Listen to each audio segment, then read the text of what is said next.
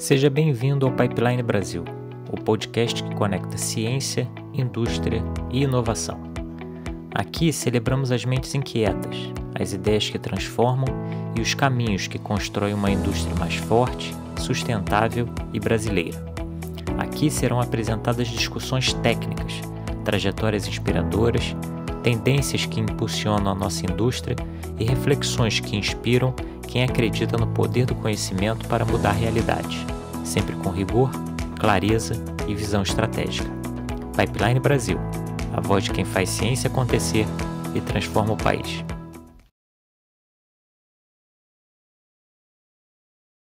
Assim, lá em 2008, né, tinha as listas de produtos estratégicos. Vou fazer assim, um breve resumo sobre isso, né? A gente teve em 2008 a primeira lista, em 2009 começam os acordos a serem assinados, não havia ainda uma regulamentação.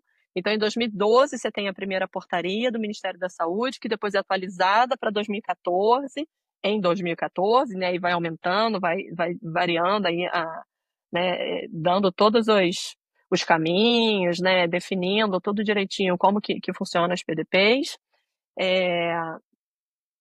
Você vai tendo algumas listas, eu sei que são 5, a última é de 2017, agora de cabeça eu não vou saber exatamente os anos, mas próximo a 2012, ali por volta de 2012, entram também os produtos biológicos, né, nessas listas, para fazer os biosimilares.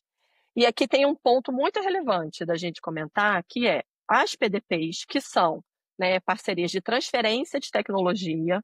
Então, você tem diversos arranjos a serem feitos, mas todos eles incluem um laboratório público, que é quem vai receber a tecnologia, né, final para fornecer ao SUS. Essas parcerias envolveram muito as empresas nacionais e foi um importantíssimo estímulo para elas entrarem na área de biotecnológicos. Tá? Então, assim, a demanda, né, o uso do poder de compra do Estado por meio do SUS, com essas transferências de tecnologia, né, muitas empresas nacionais fizeram parcerias com empresas estrangeiras que tinham o produto, fossem as detentoras, né, do medicamento de referência ou não, mas elas fizeram parcerias, elas, né, passaram a produzir, incorporaram elas nacionais a capacidade de produzir os biotecnológicos para transferir para os laboratórios oficiais, né? Então, assim, esse mecanismo aqui, ele tem uma relevância muito importante para uma nova trajetória das empresas nacionais, né? Sem dúvida, até Que porque o medicamento biosimilar o é nosso cópia, mas ele background, está na biotecnologia, ele já é exatamente, né? É uma nova conversa, o nosso tá? background da nossa indústria, vamos dizer assim, química de uma maneira geral, não é um background biotecnológico. Então, assim, o Exatamente. desafio de implementação dessa tecnologia era tremendo. Eu concordo com você de que esse mecanismo, eu acho que foi fundamental para dar esse start, né, para Uhum. fomentar esse interesse das empresas. Uhum, exatamente, né. Então, assim, então a gente a ter uma nova trajetória, onde a indústria dá um passo diferente, né. A gente tem uma formação de joint ventures, que também foi uma coisa nova, né, feita pelas empresas. Tem empresas nacionais que decidiram seguir sozinhas, participaram inicialmente da joint venture, mas depois se separaram e foram fazer sozinhas, e que estão já hoje com produtos, né? Então conseguem ter produtos já registrados e tudo mais. Então, assim, deu um passo importante aí, né? Então, quando a gente está tentando assim, trazer os marcos, né, relevantes, esse marco foi bastante importante. A gente segue, então, nesse fortalecimento da indústria. É, Você falou da questão de exportação, né? Ainda que seja baixo, a gente tem sim estratégias de internacionalização dessas empresas, tá?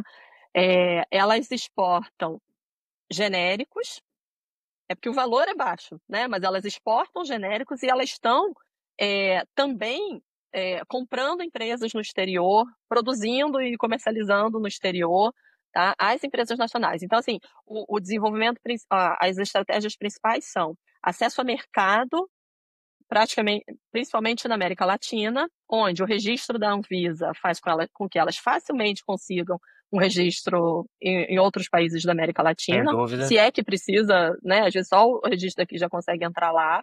Então, mostra a relevância também da institucionalidade nacional e como isso gera vantagem competitiva para as empresas.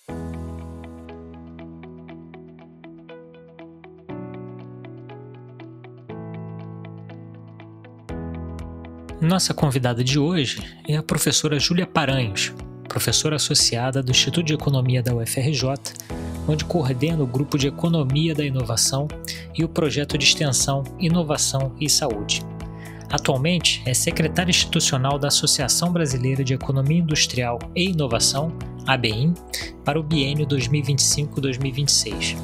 Já ocupou cargos de gestão acadêmica no Instituto de Economia da UFRJ, como vice-coordenadora do Programa de Pós-Graduação em Políticas Públicas, Estratégicas e Desenvolvimento, e foi diretora adjunta de graduação. Graduada em Ciências Econômicas pela UFRJ, mestre em Economia Industrial pela Universidade Federal de Santa Catarina e doutora em Economia da Indústria e da Tecnologia também pela UFRJ, um período de doutorado sanduíche no renomado SPRU no Reino Unido. Júlia acumula quase 2 décadas de dedicação ao estudo da inovação, da política industrial e da propriedade intelectual, com foco especial no setor farmacêutico. Sua trajetória a consolida como uma das principais vozes no debate sobre o futuro da indústria farmacêutica no Brasil, sempre buscando aproximar universidade, empresas e políticas públicas em prol do fortalecimento da inovação e da soberania tecnológica do país. Vamos lá escutar essa conversa com a Júlia. Bom dia, pessoal. Estamos aqui de volta com mais um episódio do Pipeline Podcast para a gente discutir mais um pouco sobre inovação, tecnologia na indústria de química fina de uma maneira geral. Hoje, mais especificamente, vamos conversar com a doutora Júlia Paranhos a respeito do cenário da indústria farmacêutica e da indústria farmoquímica nacional. Júlia, muito obrigado por ter aceito o convite para estar conversando com a gente aqui hoje. Acredito que muitas das coisas que a gente vai conversar são bastante importantes para a gente entender o cenário da indústria farmacêutica e farmoquímica brasileira e até para a gente poder entender um pouco de em qual direção a gente está caminhando e se a gente pode ter boas expectativas aí para o futuro. Então, mais uma vez, obrigado, Júlia, por ter aceito o convite. Rodrigo, bom dia. Eu que agradeço o convite, estar falando aqui com vocês e poder falar um pouquinho dessa indústria que eu já estou há quase 20 anos estudando e tenho muito interesse e gosto muito assim, de me aprofundar e de sempre conversar, né, sobre os desafios do desenvolvimento dessa indústria. Obrigada pelo convite. Perfeito. Júlia, eu queria começar, então, se a gente pudesse fazer um retrospecto, né, de como é que era essa indústria e como é que ela evoluiu aí nas últimas décadas, né, até para que a gente possa entender aonde a gente está e, quem sabe, daqui a pouco, mais no final da nossa conversa, a gente poder ter uma ideia de onde a gente pode chegar. Tá certo, Rodrigo. Eu acho que para fazer um contexto, eu vou voltar um pouquinho para a década de 90, que foi uma década muito significativa, e com muitos efeitos, com mudanças institucionais e regulatórias que geraram muitos efeitos para a indústria farmacêutica e farmoquímica nacional. Né? A gente tinha, até o início dos anos 90, um mercado bastante fechado, né, no Brasil, com uma política de substituição de importações, onde havia um estímulo para o desenvolvimento nacional da indústria farmacêutica e farmoquímica, inclusive, né? A gente iniciava aí o desenvolvimento de uma indústria nascente, né, já pensando em alguma medida na demanda nacional, mas essa indústria era muito incipiente, tá? Tanto nas suas atividades de desenvolvimento local, né, de novos medicamentos e da própria farmoquímica. No início dos anos 90, com a abertura comercial, feita de uma forma muito abrupta, né, acabou gerando ali já, né, de imediato um efeito concorrencial muito forte para a indústria farmacêutica em especial, né, para a parte de IFAs, porque já naquele momento os concorrentes chineses e indianos entram de uma maneira muito forte, com preços já naquele momento baixos, e também naquele momento com uma qualidade ainda bem mais baixa do que, né, acabou se evoluindo depois. E as indústrias estrangeiras, né, tanto as nacionais, mas mesmo as estrangeiras que estavam localizadas aqui, por causa dessa política de substituição de importações, elas estavam localizadas aqui e compravam da farmacêutica nacional, porque era muito caro, né, havia uma tarifa muito alta de importação. Então, as empresas farmacêuticas passam já naquele momento a comprar dos chineses e indianos, né, num preço muito mais barato. Isso, assim, foi devastador, né, para É, a indústria farmacêutica. e eu acho que um ponto só, adicionando uma pitada aí, eu acho que essa abertura comercial teve um impacto muito forte também na indústria de química fina, né?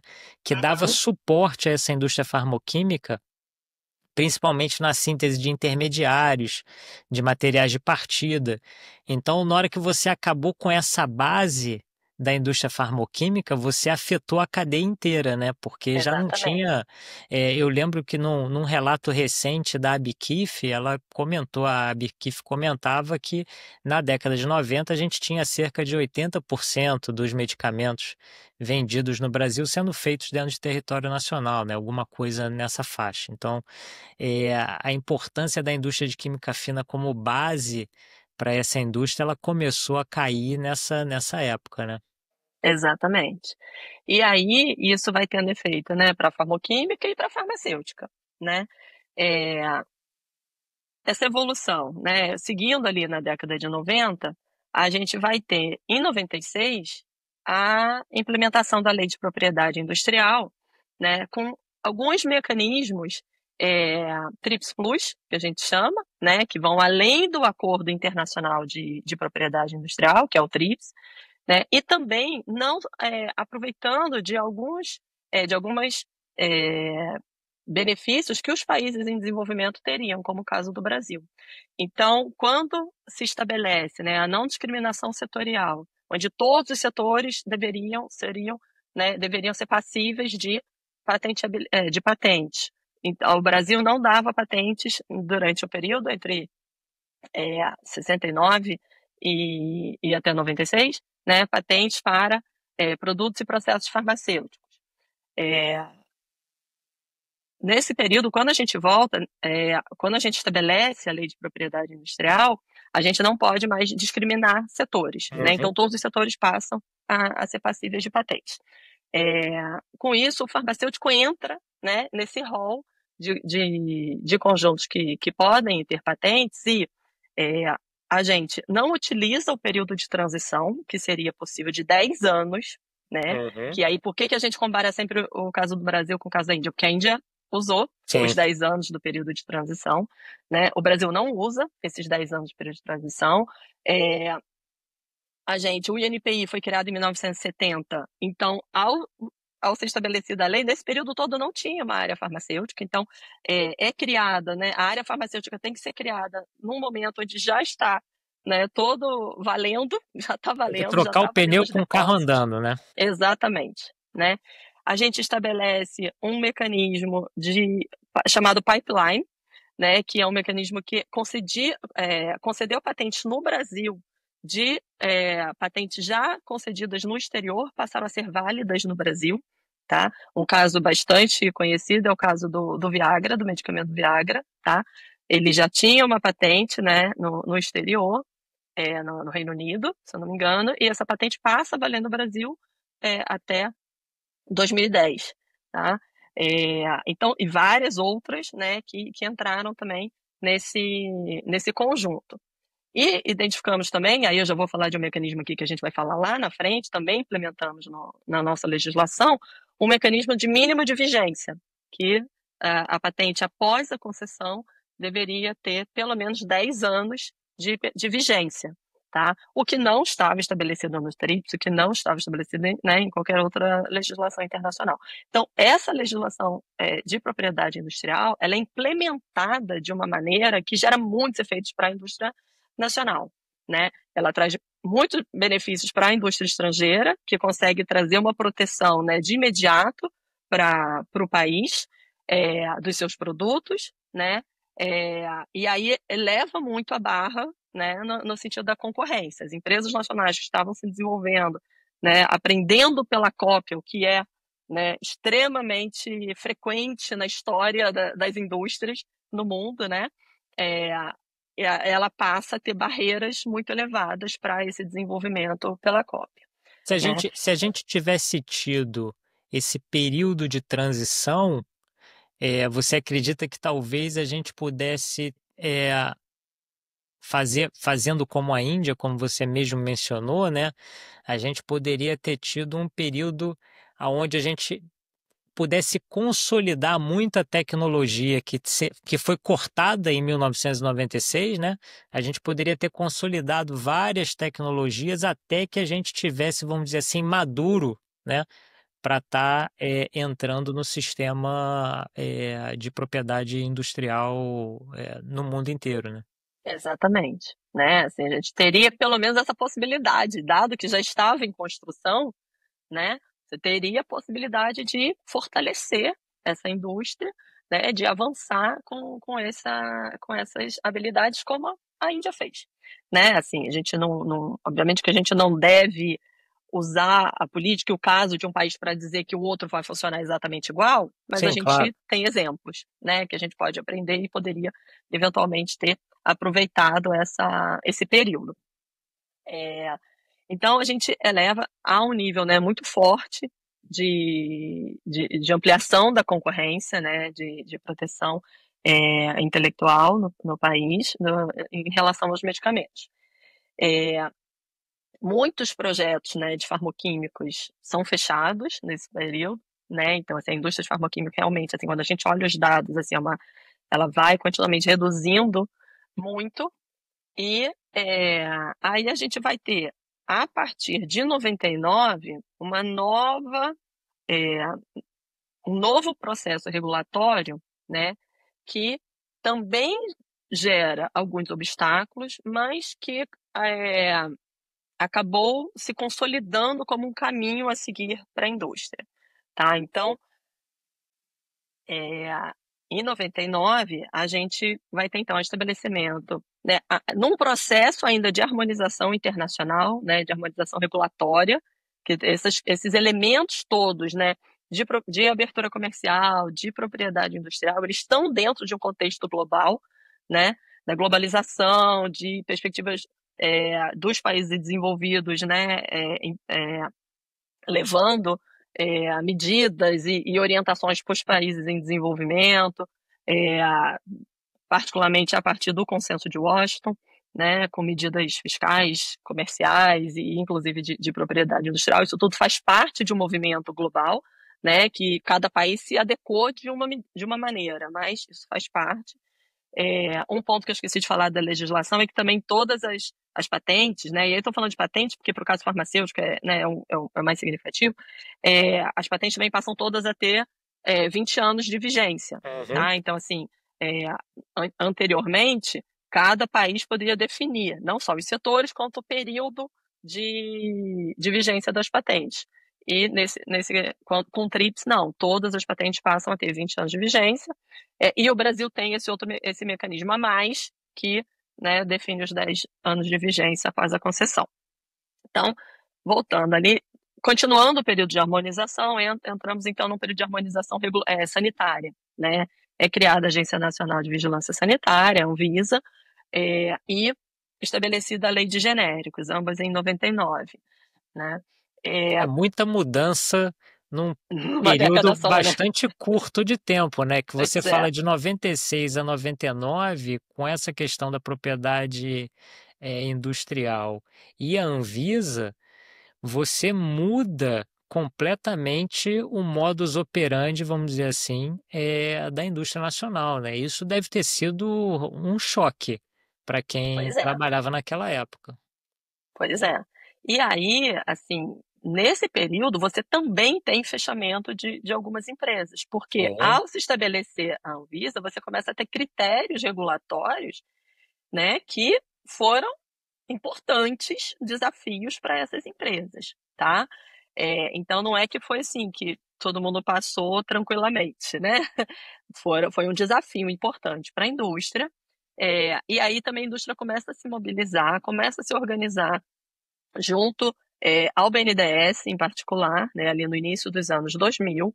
É, Em 2003, a gente tem a retomada da política industrial explícita, né? Esse é um ponto bastante importante quando a gente está falando de indústria. A política industrial ela volta para a pauta do governo, né? Para a agenda de políticas, né? O que não estava presente na década de 90, ou seja, a indústria novamente considerada um elemento importante para o desenvolvimento econômico e social do país, tá?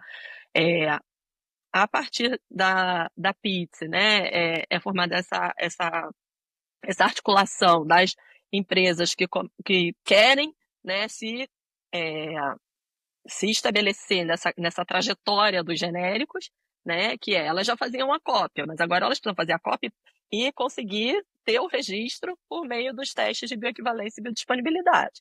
Então, elas têm um desafio tecnológico ali a ser vencido. sem dúvida. Né? Em 2004 é criado o Profarma, que é um programa que vai dar apoio durante 9 anos à indústria farmacêutica de forma específica, um programa para a indústria. Ele tem 3 ciclos, né, de recursos e de subprogramas, tá? E já desde o início, né, a parte de pesquisa, desenvolvimento e inovação, e posteriormente passa a ser chamada de Profarma Inovação, e depois entra também o Profarma Biotecnologia, com o foco na inovação.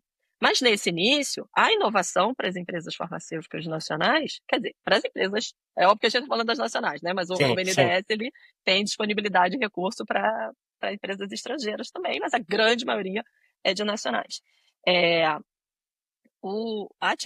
A inovação era uma inovação para a empresa. Era ela conseguir produzir o genérico e passar nos testes, né? E conseguir o seu registro, tá? Então, um elemento muito interessante do Profarma é que ele foi evoluindo de acordo com o desenvolvimento da indústria, tá? Então, no início, o PDI era para produzir Sim, genérico, sim. porque é um Sim. esforço tecnológico, Sem é uma dúvida, inovação, sem né? dúvida. É uma inovação para a empresa. Eu acho que isso talvez seja até um ponto que é um pouco mal entendido por vários setores, né, Júlia? Assim, é, as pessoas acham que você trazer um medicamento que já é conhecido, que já é produzido fora do país, mas que não faz parte do portfólio da empresa, e você internalizar isso e produzir dentro da legislação brasileira, as pessoas acham que não é inovação. Eu discordo um pouco porque existem diferentes níveis de inovação, né? Eu acho que você trazer um processo novo que você não produz na tua empresa e você implementar aquilo dentro das regras que você precisa, principalmente no que diz respeito à Anvisa, é uma inovação e isso precisa ser dada a devida atenção. Eu não tinha essa visão, não. Vou ser bastante sincero com você. Eu mudei bastante essa visão depois que eu participei de algumas sessões a respeito da Lei do Bem, lá no Ministério de Ciência e Tecnologia, onde eles sempre falavam, gente, se a indústria nacional não faz e ela está disposta a colocar isso no portfólio dela, a gente tem que entender isso como uma inovação, porque é um desafio para a indústria nacional fazer essa produção e etc. Então, assim, eu acho que isso é um ponto bastante interessante. E, Rodrigo, assim, quando a gente está falando de inovação, a gente tem que sempre lembrar que não é nem só o esforço de produzir e de registrar, é o esforço de levar ao mercado, Sim, sem dúvida. né?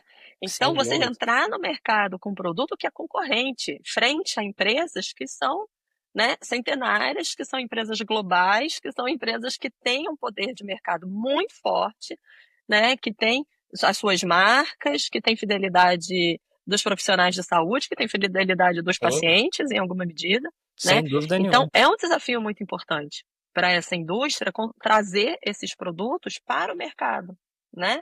Para o mercado nacional, tá? E tanto é que assim, o desafio é tão importante que foi criada a política com a tarja amarela, o G do genérico. Isso faz parte, né, de uma estratégia da população confiar naquele produto, aprender a confiar no produto, aprender a confiar no registro da Anvisa, né, entender um produto que não tem uma marca, né, que depois a gente até vai ter as marcas das empresas nacionais que eventualmente algumas pessoas conhecem, algumas, né? Porque como a gente estuda com as empresas e fala, as pessoas em geral não têm esse hábito de conhecer também as empresas. Mas, de qualquer jeito, houve aí a política de criação da regulação, ela foi combinada com essa política de informação à sociedade. Sem dúvida Né? nenhuma. Eu e de vivi criar muito... esse rótulo de identificação, né, para ajudar as pessoas a confiarem, e até hoje ainda tem aí um avanço, não só com a população, mas com os médicos também, né? Então... Eu vivi muito intensamente essa questão do genérico, porque eu sou farmacêutico de formação, né? Então fui formado na UFRJ, e foi exatamente nessa época da criação do genérico, da mudança. Então a família em casa perguntava, sabe? Falava, não é possível, é a mesma coisa mesmo. E aí viam, eu acho que a grande luta naquele momento, e eu acho que até hoje um pouco ainda, muitas pessoas me perguntam, às vezes até familiares, é a distinção entre o genérico e o similar. As pessoas não conseguem entender quais são as diferenças, mas eu acho que naquela época a validação e colocar essa cultura, né, do medicamento genérico, que eu acho que hoje está muito mais enraizada na sociedade brasileira do que naquela época, eu acho que foi fundamental para esse mercado genérico poder ter o sucesso que tem hoje. E realmente, se você vai hoje numa drogaria, numa farmácia, você consegue escolher a maioria dos medicamentos por aquele que tem a opção mais em conta para você. Então, assim, isso foi realmente uma sacada, vamos dizer assim, e um projeto que deu resultados muito bons. Exatamente.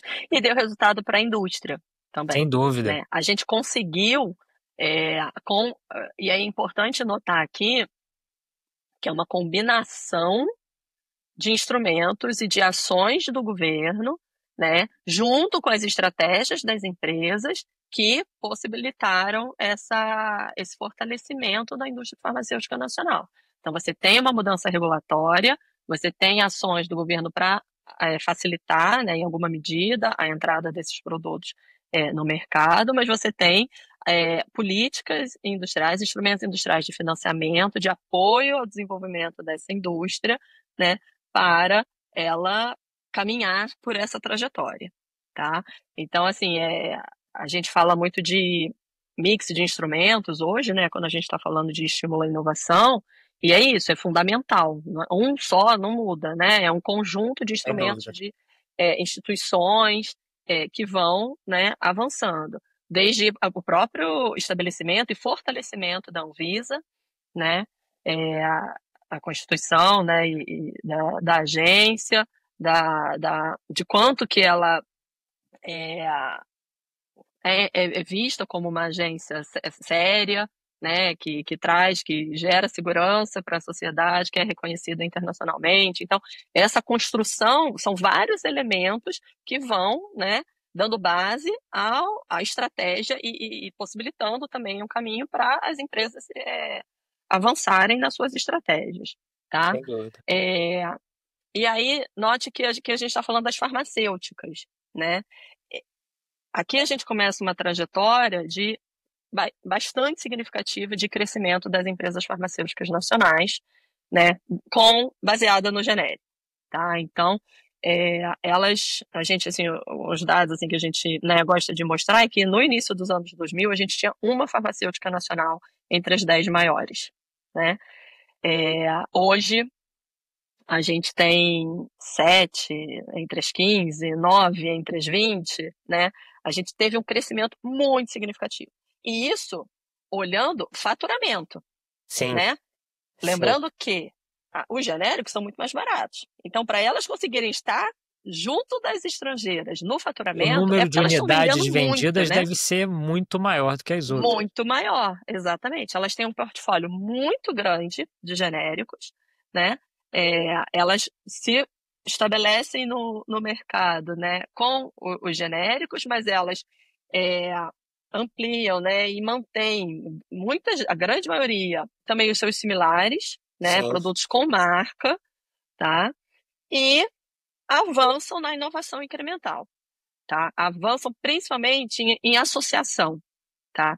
Geralmente elas associam moléculas e trazem novos produtos para o mercado. Então, esse seria o principal é, tipo de inovação incremental que as empresas nacionais estão fazendo, certo? E que já estão no mercado, tá? A gente tem investimentos, estratégias mais complexas, né? Mais, não vou falar significativa, mas, né, mais complexas, de maior dimensão tecnológica e tudo mais, mas ainda não chegou no mercado, tá? Mas sempre, Então, sempre voltadas, né, para moléculas que estão bem estabelecidas, né?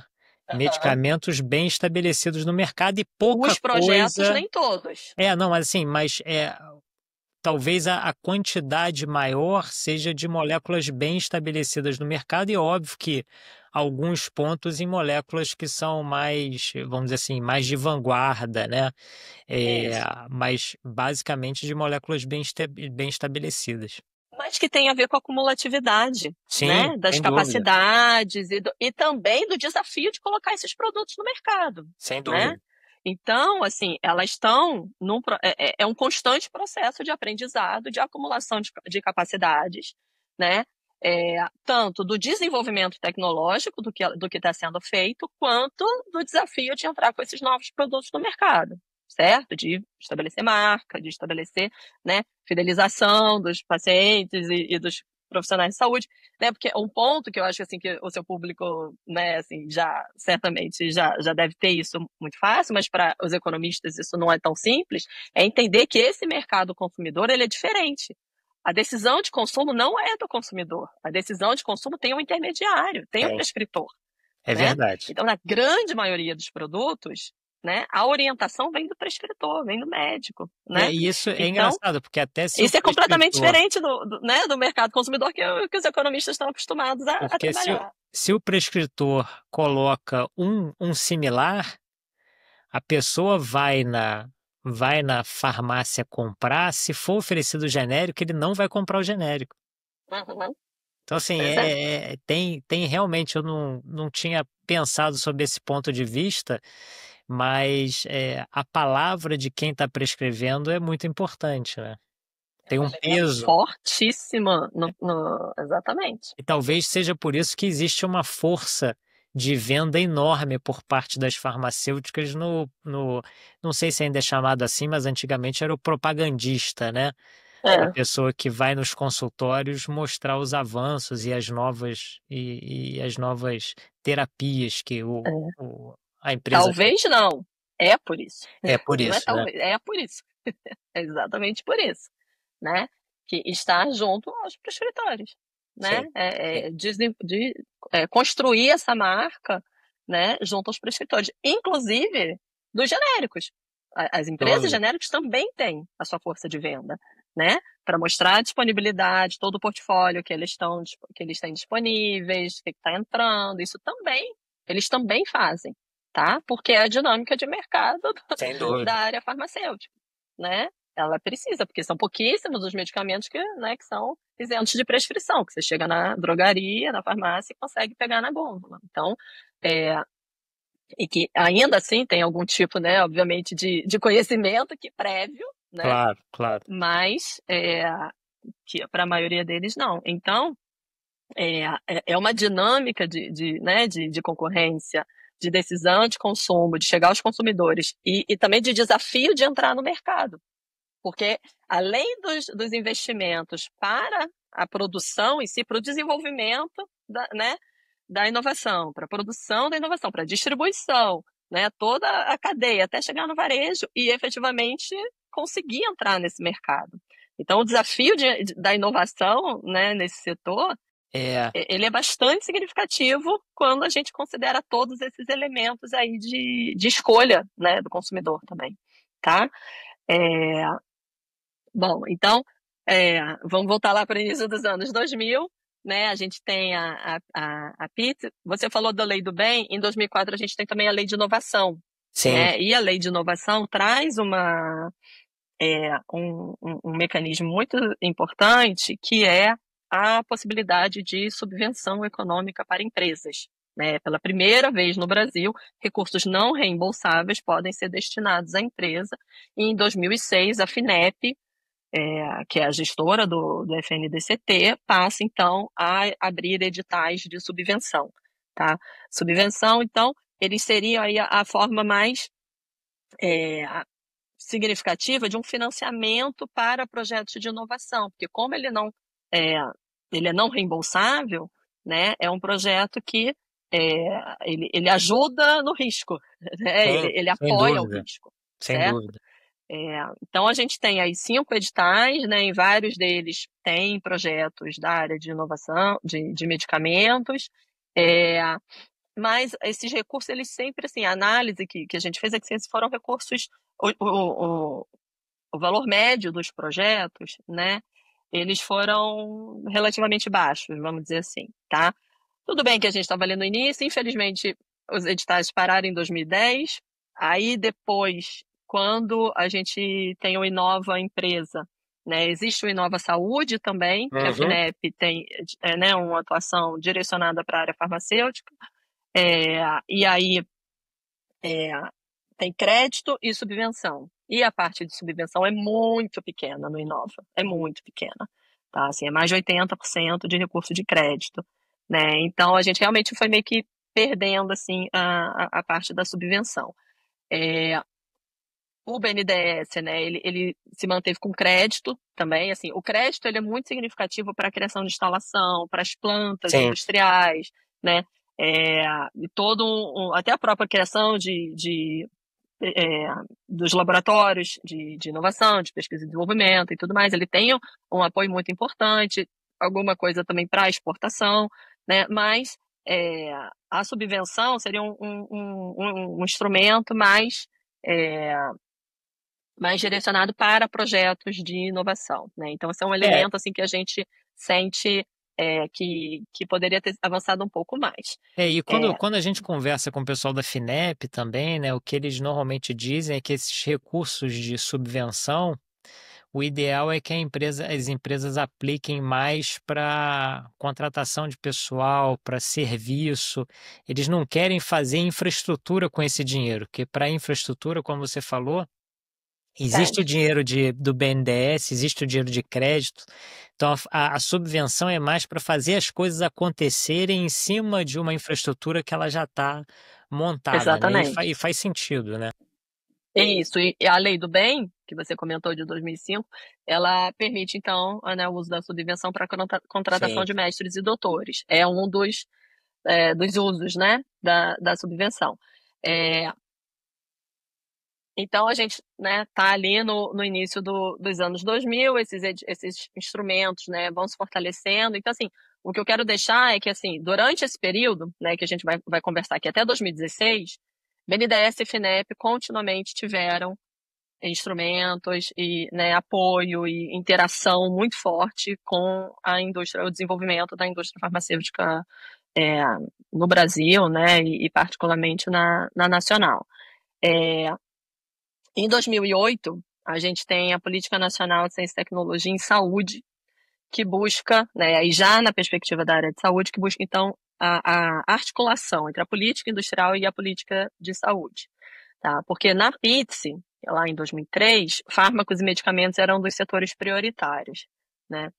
Com essa Política Nacional de Ciência, Tecnologia, Inovação e Saúde, a PDP, mas aí a Política de Desenvolvimento Produtivo, que é estabelecida em 2008, ela traz essa articulação e traz o conceito de complexo industrial da saúde, né, que busca, então, olhar de uma forma mais sistêmica para todo, né, a área industrial que vai gerar produtos para a assistência farmacêutica. Né? Então, a ideia do complexo é olhar todas as áreas, né? Não focar somente em fármacos e medicamentos, como era anteriormente, mas ter um olhar mais sistêmico sobre a, a, a demanda de saúde e o que a gente precisa para atender essa demanda, né? Visto particularmente que a gente tem o SUS, né? Que é um importantíssimo comprador, né? E que tem restrições orçamentárias, né, questões para a sua sustentabilidade, e a gente tem que sempre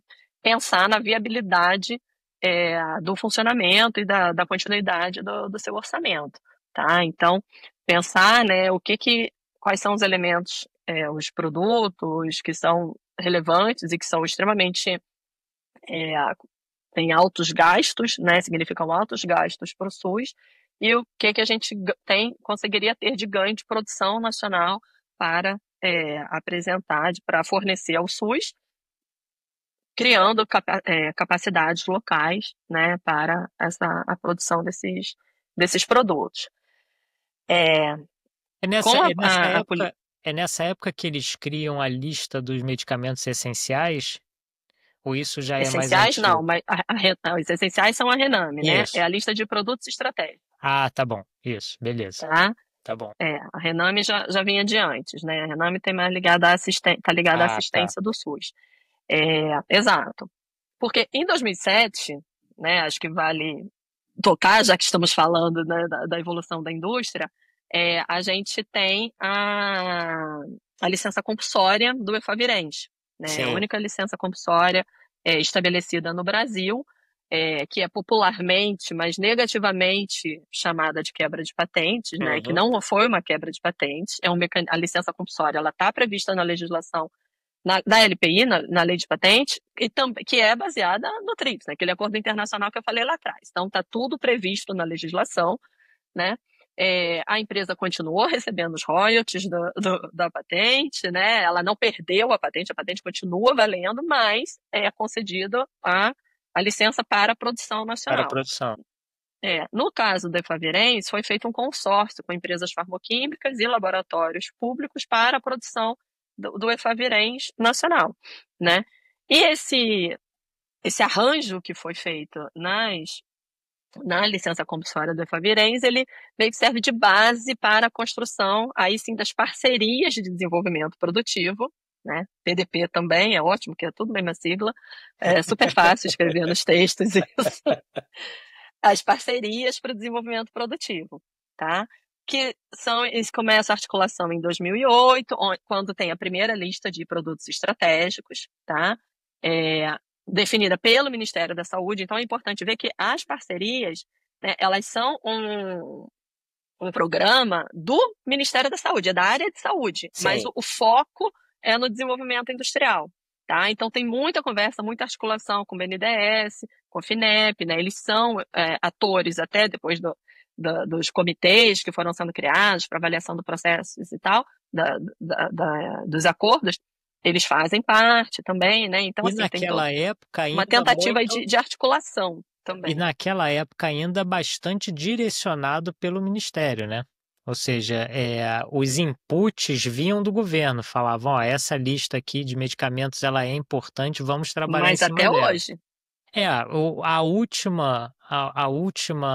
Essa última chamada de PDP veio mais com uma demanda das empresas, né? Do que as empresas estariam prontas a produzir, menos do que o governo precisaria. É óbvio que tem uma Mas calma, vamos deixar conversa. 2025 para mais para Então, frente, Rodrigo, não, senão é eu vou me isso. perder aqui. Peraí. Tá bom, desculpa. Beleza, vamos chegar lá. Então, assim, lá em 2008, né, tinha as listas de produtos estratégicos. Vou fazer assim, um breve resumo sobre isso, né? A gente teve em 2008 a primeira lista, em 2009 começam os acordos a serem assinados, não havia ainda uma regulamentação. Então, em 2012, você tem a primeira portaria do Ministério da Saúde, que depois é atualizada para 2014, em 2014, né, e vai aumentando, vai variando, aí, né, dando todos os caminhos, né, definindo tudo direitinho como que funciona as PDPs.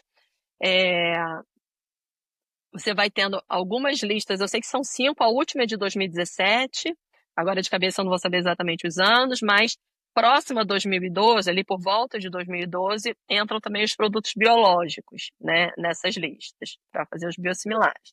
E aqui tem um ponto muito relevante da gente comentar, que é as PDPs, que são, né, parcerias de transferência de tecnologia.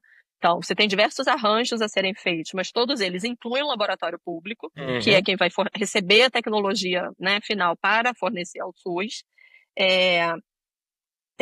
Essas parcerias envolveram muitas empresas nacionais e foi um importantíssimo estímulo para elas entrarem na área de biotecnológicos. Tá? Então, assim, a demanda, né, o uso do poder de compra do Estado por meio do SUS,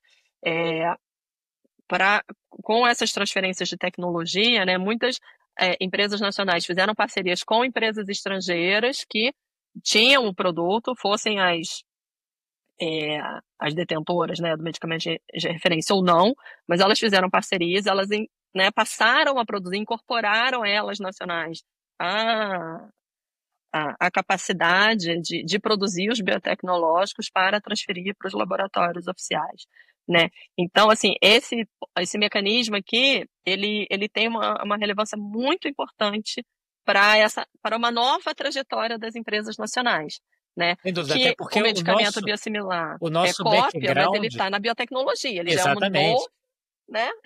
É uma nova conversa, o nosso tá? background da nossa indústria, vamos dizer assim, química de uma maneira geral, não é um background biotecnológico. Então, assim, o Exatamente. desafio de implementação dessa tecnologia era tremendo. Eu concordo com você de que esse mecanismo, eu acho que foi fundamental para dar esse start, né, para Uhum. fomentar esse interesse das empresas. Uhum, exatamente, né? Então, assim, então a gente até uma nova trajetória, onde a indústria dá um passo diferente, né? A gente tem uma formação de joint ventures, que também foi uma coisa nova, né? Feita pelas empresas, tem empresas nacionais que decidiram seguir sozinhas, participaram inicialmente da joint venture, mas depois se separaram e foram fazer sozinhas, e que estão já hoje com produtos, né? Então conseguem ter produtos já registrados e tudo mais. Então, assim, deu um passo importante aí, né? Então, quando a gente está tentando assim, trazer os marcos, né, relevantes, esse marco foi bastante importante. A gente segue, então, nesse fortalecimento da indústria. É, Você falou da questão de exportação, né?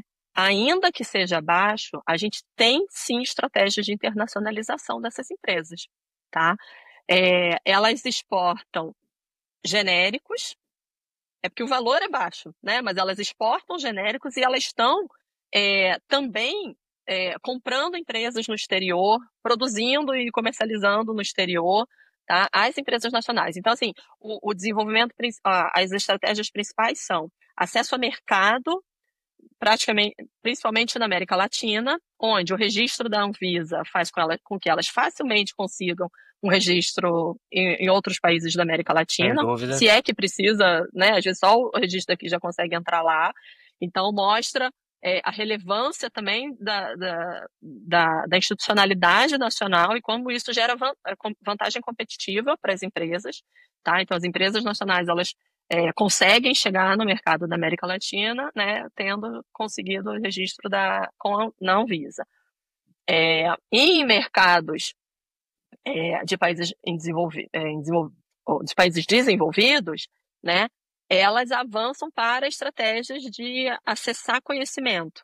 Tá? Então, Tá. fazer pesquisa e desenvolvimento, fazer parceria, comprar empresas, startups de biotecnologia, tá? Então, elas têm uma gama bastante ampla de atividades já no exterior, tá? Tanto em desenvolvimento de produtos com centro de pesquisa no Legal. exterior, tá? E de acessar mercado na América Latina, tá? Acessar mercado nos Estados Unidos, na Europa e tal, aí já é um passo, né? A gente tem uma empresa que já conseguiu um registro Sim, no FDA, sim. tá? E tem outra que está com registro solicitado. Então, assim, é um caminho. Elas estão começando né, a ir para nessa trajetória, mas é um desafio bastante importante, tá? Então, mas tem aí uma estratégia de internacionalização, sim. Tá? Legal, A gente legal. tem, eu orientei uma tese defendida em 2019 pela Fernanda Perim, no Estúdio Economia, que já analisava e mostrava ali as Pô, que diferentes legal. estratégias que elas estavam fazendo. E de lá para cá, assim, avançaram mais ainda, né? A gente Pô, já legal, legal. conhece ali né, a atuação delas e tal, então tem um movimento, tá?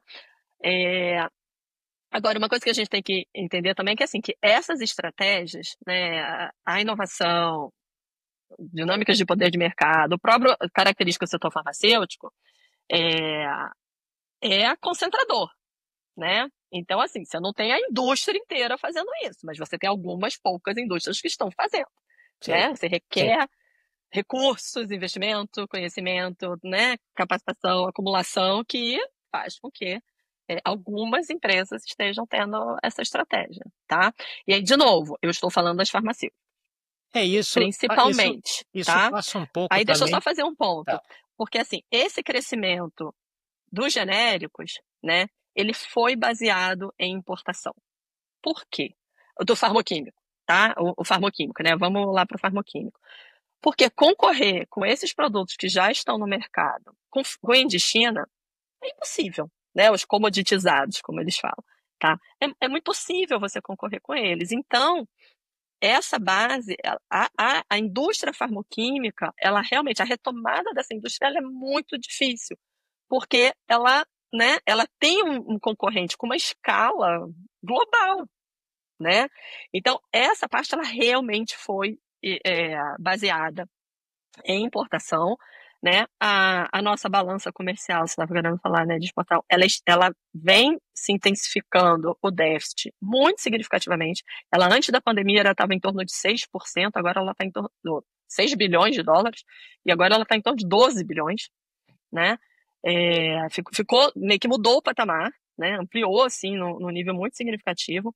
A gente tem desde a década de 90, a gente tem uma ampliação da dependência de farmoquímicos, né, da importação de farmoquímicos, mas também de medicamentos prontos. Isso é um ponto muito importante, porque quando você tem abertura, que as empresas estrangeiras passam a também consumir, né, do China e Índia, só que com o avançar dos anos, elas param de produzir no Brasil. Sim. Cada vez mais elas estão produzindo menos no Brasil. E elas só importam, elas viram comercializadoras. Então a gente importa muito medicamento pronto.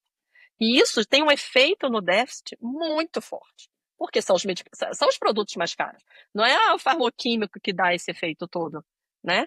São os medicamentos, né? E aí, pós-pandemia, ainda tem as vacinas, mas tem a questão né, dos medicamentos que é um impacto muito significativo na balança comercial, os medicamentos prontos. Isso vai aumentando, aumentando, né? E cada vez mais elas trazem os produtos prontos para serem comercializados no Brasil, e reduzem a sua produção, tá? É, e aí, voltando para as nacionais e para falar da farmoquímica, né? A gente tem algumas poucas farmoquímicas ali que sobreviveram, né, nesse Seguem, né? período, que Conseguem conseguem sobreviver. sobreviver, exatamente, que também tem alguma estratégia de internacionalização, porque o que você falou, elas precisam de escala, então elas precisam ter escala, né? A gente trabalhou muito essa discussão durante a pandemia sobre a possibilidade de uma integração regional na América Latina para o fortalecimento das farmoquímicas, né? Pensar, atender, né, o mercado assim latino-americano, alguma interação entre as empresas farmoquímicas, assim, são elementos de discussão. É, Até porque essas políticas que eu estava comentando, que fortaleceram a indústria farmacêutica nacional, ainda que no papel elas tivessem a farmoquímica como, né, também um alvo, mas elas não foram, porque elas não eram específicas para farmoquímicas. Era como assim, a farmoquímica vai a reboque da farmacêutica, que não foi, porque a dinâmica de concorrência e de produção é outra, né? Então não foi, a reboque não foi suficiente para fortalecer essa indústria. Eu acho que até porque as expectativas eram diferentes, né? Até por parte da farmacêutica, no que diz respeito a tempo de desenvolvimento e etc. Então, assim, essa falta de sinergia, de apesar de estarem no mesmo, na mesma, como é que eu vou dizer? no mesmo mercado, né, a falta de sinergia entre a indústria farmacêutica e a indústria farmacêutica fez com que houvesse justamente esse problema que você falou, de deles não conseguirem trabalhar juntos. Eu acho que hoje tá muito melhor isso, mas inicialmente eu acho que teve esse gap de entendimento entre as duas do que era possível ser feito e do que deveria ser feito, né? Pois é, pois é. E aí, assim, ao avançar para a inovação, eu acho que cria-se uma nova oportunidade, né? Porque aí você já precisa trabalhar mais as moléculas, já precisa ter um nível de desenvolvimento que abre-se uma oportunidade, eventualmente, para parcerias, né? E a gente vê algumas farmacêuticas verticalizando. Quer dizer, não verticalizando agora, algumas que já tinham alguma verticalização, né? Fazendo a sua farmacoquímica interna para IFAs estratégicos. Elas não vão fazer toda a produção, elas vão continuar comprando fora, né? Os que são aí os que estão no mercado. Mas Aí é uma a questão do parte valor da agregado, né? inovação, exatamente, é o que tem de IFAs de valor agregado. Pois é, tá? É, e aí isso elas verticalizam em alguma medida, né? A gente, eu estou orientando uma tese sobre esse tema aí, o que, né, como desenvolver a farmacoquímica, né, qual é o caminho, o que a gente pode fazer ainda, o que dá para fazer de parceria, é para integrar, não é para integrar, é fazer América Latina, então assim, tem aí uma discussão, mas é, eu acho assim que ela ainda não é foco da política, né? A política ela é muito focada na parte do medicamento, né? A farmoquímica, assim, ela por essas especificidades todas, né? Eu não sei o quanto que tem, assim, agora tem já pulando para 25, a FINEP está com uma subvenção para a IFA, Sim. né? Então tem algumas, eventualmente aí uma estratégia e tal, mas é um desafio, certamente é um desafio para. Mas eu acho que o caminho é pensar nos IFAs de valor agregado, nos IFAs Não, eu acho que nessa não tem outra parceria eventualmente saída. para inovação. Tem que É, ser, não tem outra né? saída, até porque o discurso de que nós seremos independentes na produção é um discurso utópico, né? Nós É, nunca claro. seremos independentes, mas quando a gente vai, como você bem mencionou, para verticalização de moléculas de alto valor agregado, né? A verticalização te permite a chegar num material de partida onde você tem mais opções de compra. E se você tem mais opções de compra, você consegue comprar normalmente com um preço mais baixo, né? E aí você consegue agregar valor dentro da sua empresa, do seu É. processo, né? Eu vejo muitas empresas fazendo isso, que a gente tem contato, e é realmente uma estratégia que funciona, e existe mercado para isso, principalmente se você Uhum. vai, por exemplo, para a área de hormônio, né? É uma quantidade de moléculas enorme, onde você pode trabalhar com baixo volume e alto valor agregado, que compensa, principalmente para a indústria farmacêutica, né? Uhum. Exatamente. Bom, então acho que assim essas estratégias, esse movimento todo, né, pelo lado da ação do governo, né, a gente tem as PDPs, elas ali por volta de 2016, 2015, a gente chega a um total de acho que de 100 parcerias assinadas, né? Depois a gente entra num momento de suspensão de algumas parcerias, uma Uhum. instabilidade, uma insegurança jurídica bastante significativa, porque o próprio Ministério, né, com mudança de direcionamento do governo, você falou, você escreveu ali, né, sobre as políticas serem perenes, né? A gente tem muitos ciclos, né, no Brasil, então quando você tem uma mudança ali do governo, o Ministério passa a fazer licitação de produtos que estavam em parceria. Sim.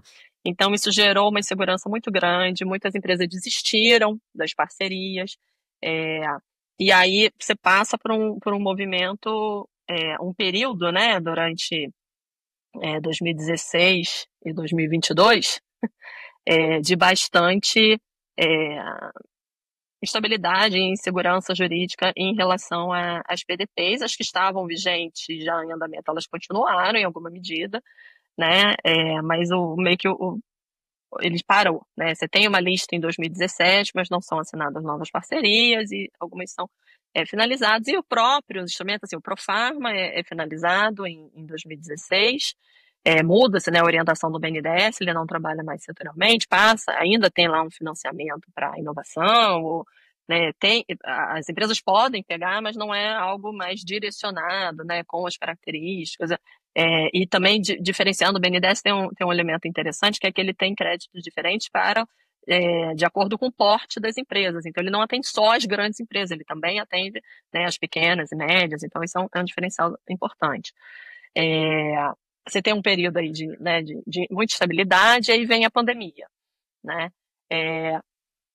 Por um lado, as empresas nacionais elas já estavam bastante fortalecidas, né?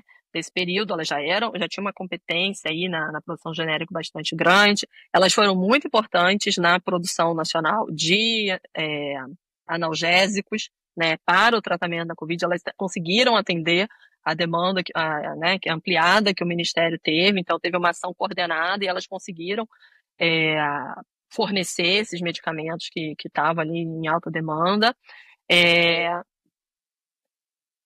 Mas já passa, então, já é um momento onde as questões regulatórias elas passam a movimentar esse debate, tá? E aí, o que são as questões regulatórias? Né? Principalmente preço e a parte de propriedade industrial, tá? Então, assim, nesse movimento, eu acho que, assim, vamos pensar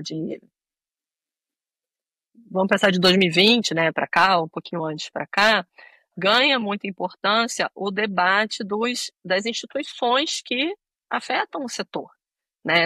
O setor farmacêutico ele é muito regulado, todas as suas atividades são reguladas, então a regulação né, a gente está o tempo inteiro falando sobre isso, e as empresas, ao se consolidarem, né, a terem grupos de representação e tudo mais, elas passam a entrar no debate, a ter uma disputa também, né,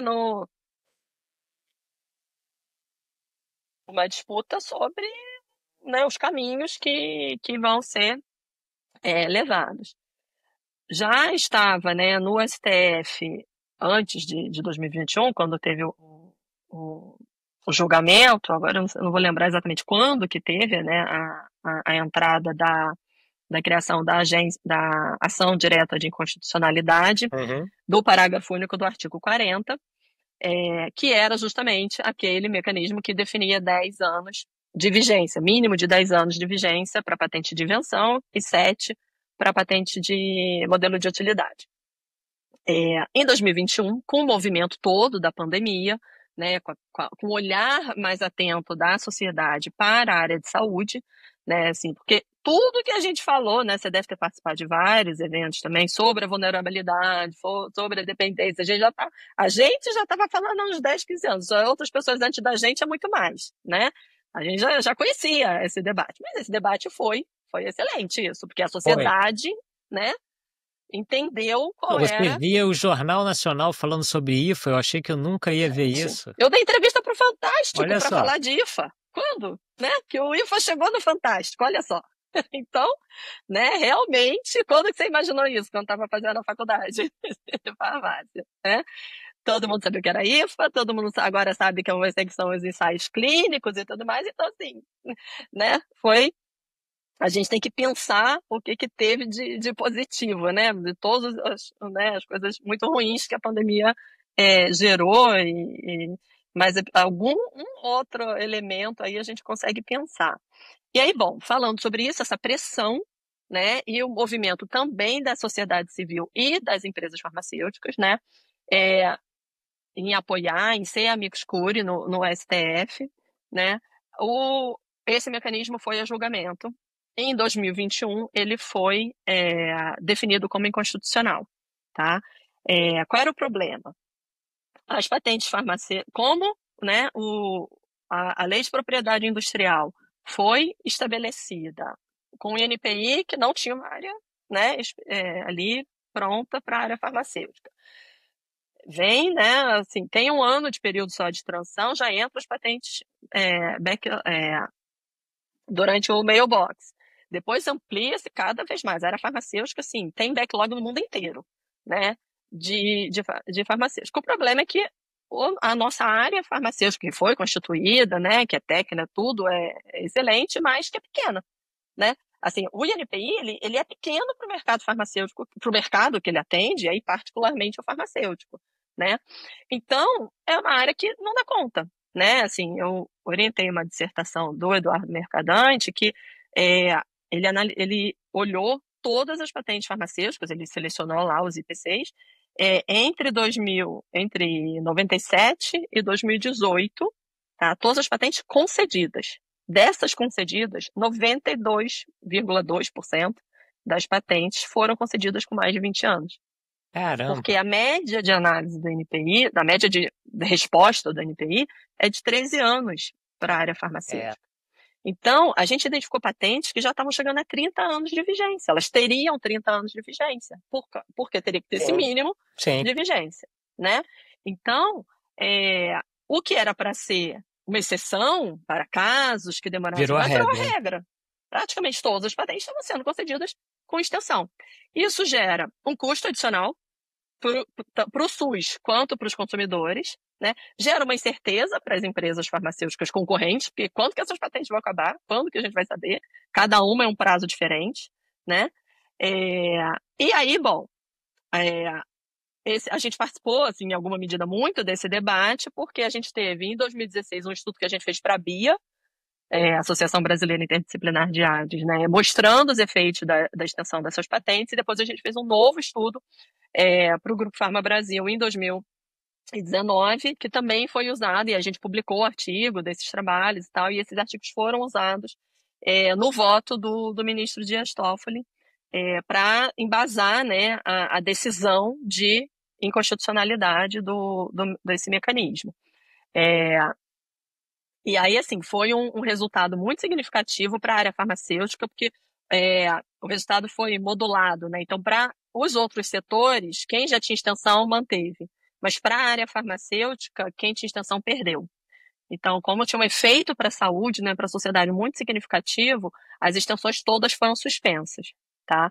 E aí isso foi uma vitória, assim, da sociedade e das empresas nacionais muito importante, né? Porque você define ali, né, o limite, começa a funcionar como todos né, os outros países no mundo que as patentes têm 20 anos. Porque mesmo que o INPI demore para fazer essa análise, né? A dissertação do Eduardo mostrou que, naquele período, a média de tempo para o exame do INPI começar era de 7 anos. Então, você tinha um problema entendeu? De falta de pessoas, porque estava ali na pilha esperando. 7 anos para começar a análise. O tempo do exame, ele não é longo. Mesmo com a anuência prévia, a média da anuência prévia era 1 ano, entendeu? Mas o problema é falta de infraestrutura, de pessoal, né? E toda a parte de sistemas, de digitalização, que vem avançando, mas que, né, ainda requer aí muita atenção. Bom, e aí foi dada a inconstitucionalidade. No mês seguinte, as empresas titulares dessas patentes passaram a entrar na justiça. Hoje já são mais de 60 processos judiciais na primeira instância, no TRF1, a grande maioria, que é o TRF de Brasília, que não tem especialização em propriedade industrial, como o TRF2 aqui do Rio tem, né, para solicitar a extensão de patentes. Aí a gente fez um novo estudo, a gente olhou 39 processos. Para ver o impacto que isso teria. Para ver os efeitos, inclusive desses pedidos. Porque, na grande maioria, eles estão pedindo mais tempo do que o parágrafo único do artigo 40 ofereceria, né, do mínimo de vigência. Tá? Então, os efeitos dessas ações judiciais, eles são ainda maiores. E aí, um ponto que foi relevante, porque nesse estudo das ações judiciais, a gente olhou tanto as vendas para o governo, as compras centralizadas do DELOG, pelo Ministério da Saúde, mas a gente olhou também mercado privado. E a maioria desses produtos que estão nas ações judiciais são para o mercado privado. Olha. E aí os efeitos são muito maiores. Por exemplo, a injeçãozinha para diabetes. A injeção, sim. né? tá? Não vou falar a marca, mas é um dos que está no Sim. processo, entendeu? Se você me perguntasse, eu ia dizer que a maioria era do SUS, porque era o de Pois é, compra não é. garantida, mas não é, né? Não Interessante. é. Na verdade, assim, dos 39 que a gente estudou, já tem Não, 66, então claro, teria que claro, claro. atualizar. Mas dos 39, até, na verdade, assim, em termos de quantidade, até tem nos dois. Mas os produtos que tem, são de maior valor, são no São mercado privados, privado, tá. Perfeito, tá? perfeito. É. E aí, assim, a gente fez uma análise, inclusive esses do mercado privado, a gente conseguiu já identificar 8 genéricos no mercado. Caramba, Então, assim, são ações judiciais de produtos que já tem genérico no mercado, entendeu? Então, imagina, né, a insegurança jurídica, toda a questão que isso leva, né, para eu lembro de um a caso estratégia das empresas e que para a foi atuação. bastante emblemático, eu acho que ficou, pelo menos saiu na mídia, com relativa notoriedade, logo depois da decisão do STF a respeito, eu não lembro agora se foi a AMS ou a Eurofarma que estavam no desenvolvimento da rivaroxabana, que era uma molécula que estava com esse período de patente extra e que quando caiu eles, e assim, eu acho que 6 meses depois eles conseguiram lançar no mercado a rivaroxabana, que é um anticoagulante que foi muito utilizado na época do Covid. E eles conseguiram lançar no mercado porque essa proteção adicional tinha Pois se é, pois extinguido. é. Então, assim, e imagino que, assim como essa, inúmeras outras deviam estar já sendo, vamos dizer assim, monitoradas pela indústria Com nacional, certeza, né? com certeza. Pois é.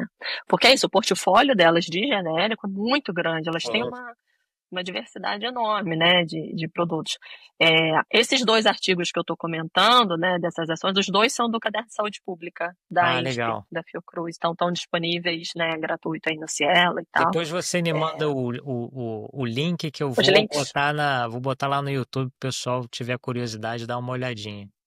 Ah, tá ótimo, tá ótimo. Bom, então, né, na questão da extensão de patentes, a gente tem esses 2 trabalhos e esse debate, né? E aí eu sempre chamo muita atenção quando eu falo sobre isso, que assim, é muito diferente esse debate ocorrer agora, é claro que pandemia teve efeito, mas assim, com empresas nacionais fortes para participar do debate, entendeu? Para trazer também o seu lado, né? Porque as empresas estrangeiras são organizadas e trazem os dela, né? Então, é uma disputa, né, de mercado, de, é, de temas a serem, né, trazidos, de posições e posicionamentos. Então, é muito significativo a gente ter uma indústria forte nacional para isso também, né? Para a gente ter também a nossa, a nossa E de posição ali, né? capacidade, né? De você não E de só capacidade de reivindicar, produzir. mas de você Exatamente. reivindicar sendo capaz de entregar, né? Porque não adianta você comprar Exatamente. briga com o mercado externo e aí depois você E não só ficar consegue produzir, dependente, né? aí você tem que ir lá pedir pro cara, falar, mas não estou conseguindo fazer, me vende um pouco. Então, assim, eu acho que isso que você está Exatamente. mencionando a respeito da força da indústria nacional é muito importante, porque eu acho que ela dá subsídios ao governo de poder é, pedir mais, aumentar a capacidade industrial e etc. Exatamente, né? E aí, assim, quando a gente está falando de propriedade intelectual, em geral a gente vai falar de patente, né? Mas a gente fez um estudo também sobre exclusividade de dados. Exclusividade de mercado, exclusividade de dados, que é um mecanismo de propriedade intelectual relacionado ao registro, tá? Então, que são mecanismos mecanismo que a gente chama de TRIPS Plus, que vão, né, além dos mecanismos de proteção do TRIPS, mas que vão por outro âmbito. Então, você tem o TRIPS, você tem a exclusividade de mercado e de dados que são em cima do uso dos dossiês de registro, tá? Então, assim, os pedidos de medicamentos genéricos, eles só podem ser feitos após esse período de exclusividade de dados e que não fica dentro do período da patente. Sim. O que o nosso estudo mostrou é que fica pelo menos um ano além. Então, no mínimo, você ganha mais um ano de exclusividade, tá? Então, a gente também fez esse estudo para olhar esse lado, olhar os efeitos sobre a saúde. A gente fez uma metodologia nova para discutir a questão de inovação, né? Que efeitos que isso teria para a inovação. porque o argumento, em geral, é que esses mecanismos vão a facilitar a atração de produtos novos para o Brasil. Só que, assim, as classes terapêuticas, os dados que a gente levantou, os países que a gente usou, né, para fazer o comparativo, a gente mostra que o Brasil, mesmo sem esse mecanismo, tem produtos novos que entram mais rápidos, tem maior disponibilidade de produtos do que outros mercados que não têm, entendeu? A gente Entendi. comparou Brasil, Canadá e México. Olha, Então, a gente tem alguns dados é, mostrando que as empresas, dado o nosso mercado, né, dada a atração do mercado brasileiro, os produtos novos, eles entram aqui também, entendeu? Antes do que entram em outros países, mesmo que a gente não tenha o mecanismo, os outros países têm, sabe? Então, assim, foi bastante interessante também olhar o lado da inovação, né? E esse mecanismo de exclusividade de mercado de dados, eles também têm efeito sobre a inovação incremental no Brasil, porque ele também vai postergar a possibilidade, né, de fazer um registro por medicamento comparador, e os resultados dos testes, e ao afetar os genéricos, ele também afeta a capacidade da indústria nacional investir em inovação, né? E ainda que na inovação incremental que ela está fazendo, porque ela se tornou mais robusta e os dados da Fintech mostram que 70% é autofinanciamento sim, das atividades de inovação, sim. tá? Então, você tem os recursos, mas 70% é autofinanciamento da indústria. Então, o recurso do genérico ele também afeta a estratégia de inovação, tá? E os dados que a gente olhou, as empresas estrangeiras, elas também são as principais empresas que têm o registro dos inovadores. Então, não é que elas só têm os novos, elas também têm os inovadores e elas também têm os genéricos, aliás, né? Então, a gente tem que entender toda essa dinâmica de concorrência, né? Não é dizer, não queremos ter empresa estrangeira ou qualquer coisa contra. Não, é só dizer que a gente, para não ter ações diferenciadas, a gente tem que considerar as características desse Sem mercado. dúvida. Justamente, porque senão a gente vai beneficiar as estrangeiras e prejudicar as nacionais. É, Né? até A gente porque o. não é para beneficiar as nacionais, é para não prejudicá-las, entendeu? É para justamente ter uma ação que permita que a concorrência se estabeleça. Até porque a gente tem que levar em consideração outros fatores também, né? Como, por exemplo, a capacidade de investimento de uma empresa internacional, às vezes, pode ser maior do que a empresa nacional. O, o, o know-how, né, construído ao longo dos anos, assim, o que a gente está discutindo aqui, a nossa indústria farmacêutica e farmoquímica do jeito que ela é hoje, ela tem 20 anos. Então, assim, é um bebê, né? Comparado com Exatamente. o que a gente vê da indústria farmacêutica e farmoquímica europeia, americana, a nossa indústria é um bebê, ela é muito recente, né? A maneira de trabalhar e tudo que foi construído é muito novo. Então, criar essa cultura de inovação e de desenvolvimento, ela demanda tempo. Às vezes eu acho que a gente é muito duro quando a gente fala da indústria nacional, a gente não leva em consideração que ela não está aí desde 1920, né? Ela está aí desde dos anos 2000, porque antes eu gosto muito de tratar a indústria farmacêutica, farmoquímica, de antes de 1999, de antes da Anvisa, como sendo uma outra coisa. É Não era verdade. é uma outra Uhum. indústria qualquer, não era exatamente o que a gente tem hoje, porque a complexidade regulatória e a maneira de se fazer as coisas é tão diferente que a gente não pode colocar tudo no mesmo saco, né?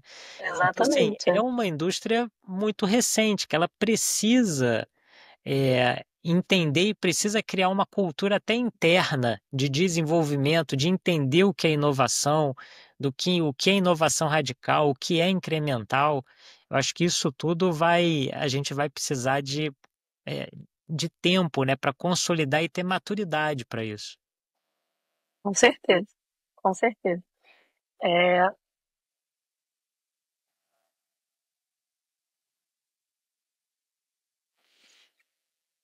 deixa eu lembrar, eu me perdi aqui no ponto. Eu estava falando sobre o quê, hein? Você Não, estava não. falando sobre das patentes e que a partir Mecanismo de ali de exclusividade, isso, aí você foi isso, falar, isso, da inovação, tá, lembrei. isso. O ponto que eu ia fazer, que você estava falando dos esforços da criação dessas competências, né? A gente vem analisando os dados da pesquisa de inovação, da Pintec, e desde, acho que 2011 ou 2014, da edição, a gente começou a buscar os dados das grandes empresas de origem de capital nacional e de origem de capital estrangeiro, para a gente ver esse movimento, né, Legal. também dos esforços de inovação que elas fazem, tá?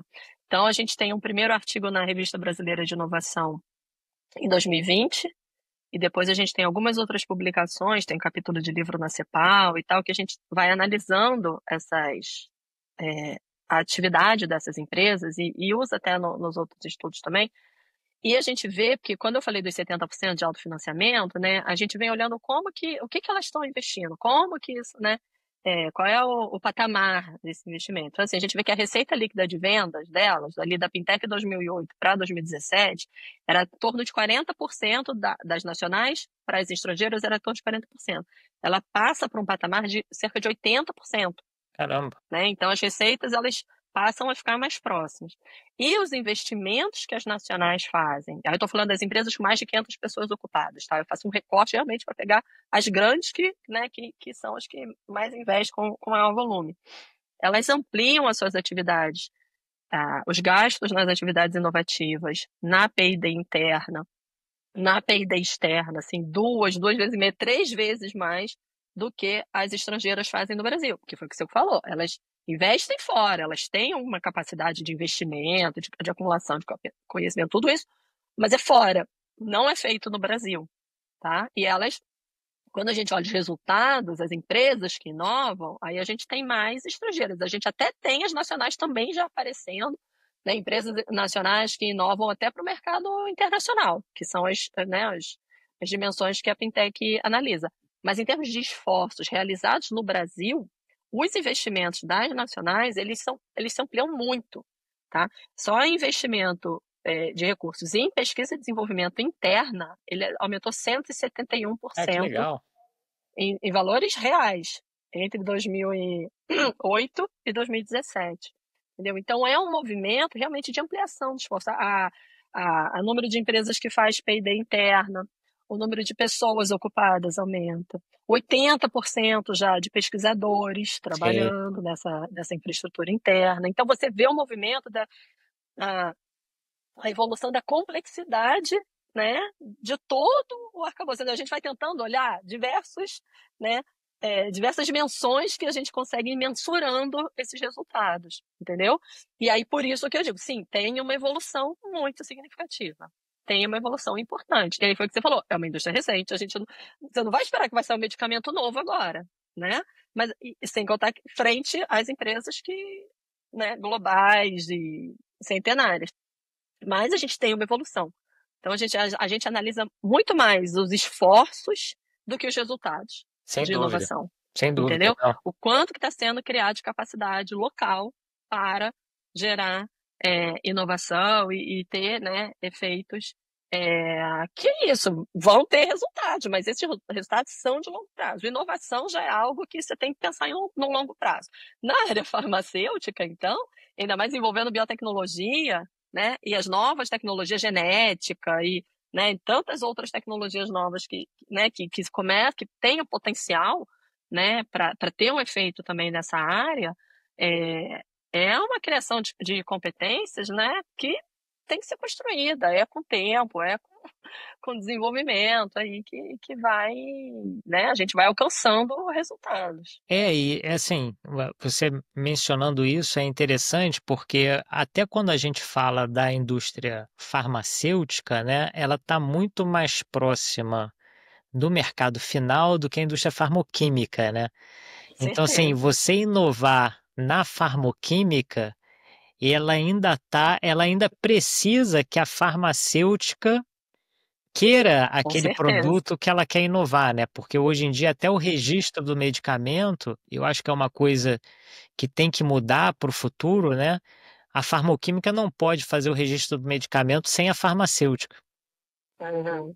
Se a farmacêutica pudesse fazer o registro do medicamento sem a farmacêutica, ela poderia ganhar mais liberdade de inovar e registrar as suas moléculas para quem tivesse disponível para aquilo, né? Mas como ela precisa Uhum. estar linkada, então assim, as farmacêuticas que têm a sua farmoquímica ligada a ela, elas ganham uma vantagem competitiva enorme, né? Porque se você se colocar para fazer um determinado objetivo, ele tem a solução dentro de casa. A É, farmoquímica que não está ligada à farmacêutica, ela tem ela tem uma tarefa ainda adicional, é de que encontrar alguém com que ela possa casar aquele produto, para que aí possa ser desenvolvido o medicamento e ser colocado no mercado, né? Então, assim, é ainda vamos dizer assim, um obstáculo a mais para a inovação na cadeia farmacêutica. uhum.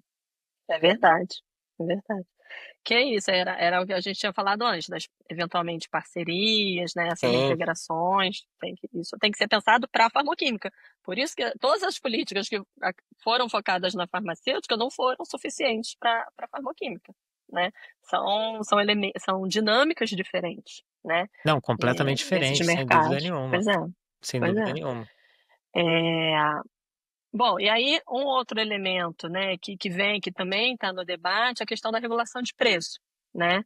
É, eu tenho, na verdade, a especialização do nosso grupo na regulação de preço, ela se dá por meio da orientação da Caroline Miranda, que fez uma dissertação na pós de economia é, em regulação de preço de genéricos e depois na pós de políticas públicas, estratégia de desenvolvimento, os dois no Instituto de Economia, ela fez uma tese sobre regulação de preços de medicamentos inovadores.